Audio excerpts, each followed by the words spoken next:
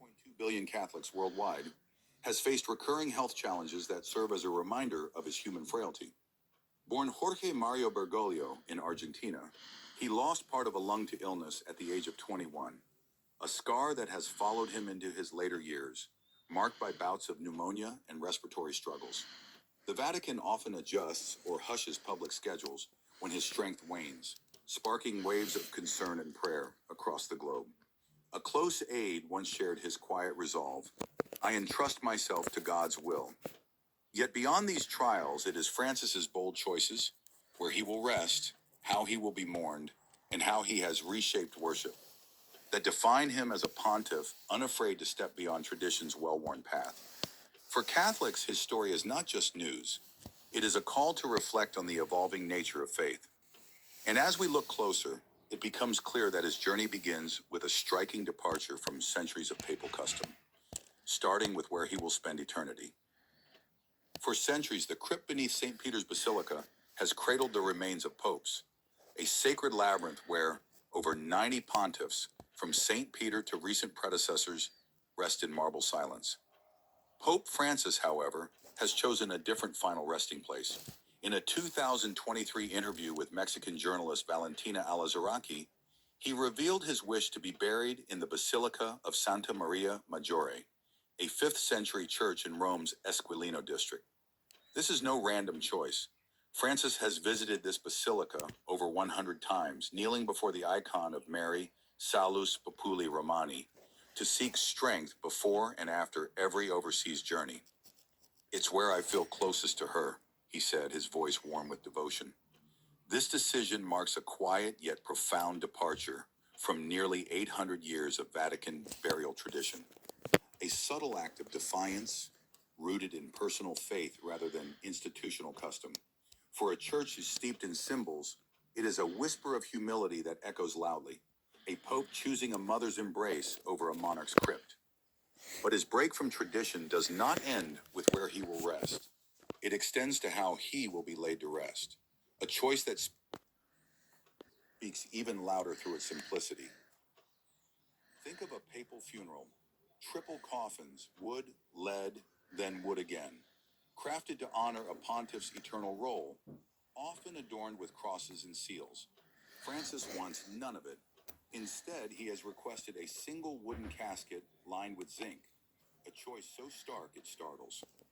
Confirmed in the Vatican's updated funeral rites in 2024, this decision reflects a man who has shunned luxury since day one, living in a guest house rather than the apostolic palace, and driving a modest car. "Simplicity is how I've lived," he told biographer Austin Ivore, his eyes steady despite his weariness. This isn't about cost cutting, it's a sermon in cedar. For Catholics, it evokes the spirit of Saint Francis of Assisi, his namesake, who embraced poverty as a path to grace. Picture it: a global leader laid to rest like a village priest. That image alone could stir souls and spark reflection, a testament to a faith that needs no gold to shine.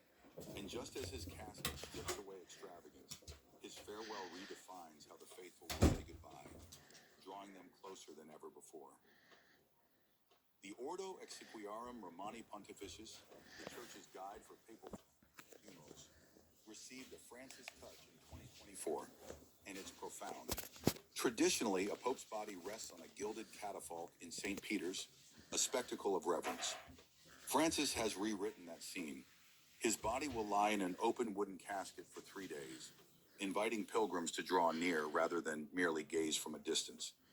His death will be confirmed not in a chapel thick with incense, but in his bedroom, a private space stripped of ceremony. Vatican News calls it a funeral for the faithful, and it fits.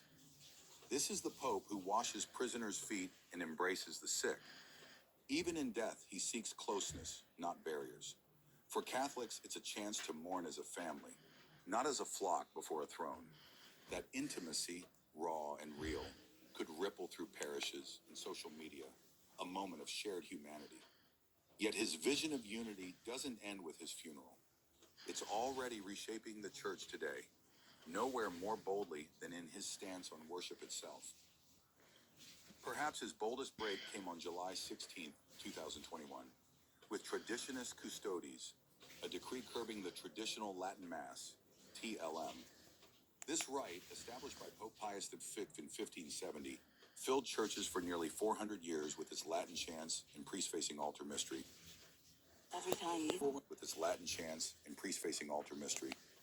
Until Vatican II's 1970 Novus Ordo Mass introduced vernacular language and greater participation.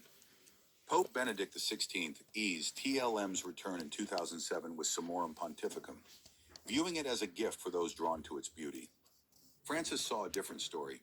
For some, it had become a tool of division, a rejection of Vatican II's spirit. One church needs one liturgy, he wrote, urging bishops to limit TLM and unify worship. The move split the faithful. Some felt a heritage stolen, others a wound healed. As a Jesuit, Francis prioritizes mission over nostalgia. He's not erasing the past, he's pruning for growth. It's a debate still burning in pews and online, a testament to his resolve to lead forward, not linger back. This tension between past and future isn't just about the Mass.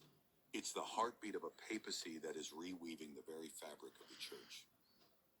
The Church's roots run deep. St. Peter's crypt ties popes to the first apostles' sacrifice. The Latin Mass weaves a thread from medieval cathedrals to the present. Francis doesn't deny this, he reweaves it. As the first Jesuit pope, shaped by Argentina's grit and the Society of Jesus' service, he has spent over a decade nudging Catholicism toward the margins, welcoming refugees, decrying greed, and now rethinking rituals. Choosing Santa Maria Maggiore, a simple casket, an open farewell, and a unified Mass isn't a rejection of tradition. It's a shift in perspective. He's asking, what matters more, the form or the heart? Historians call it a pivot point. Catholics feel it as a challenge.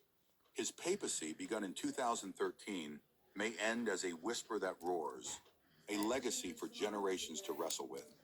And as his health flickers, that legacy draws the faithful into a moment of reflection in a world of waiting. Whenever Pope Francis's health falters, the world leans in. Prayers rise from Manila to Milwaukee, rosaries clutched in hope.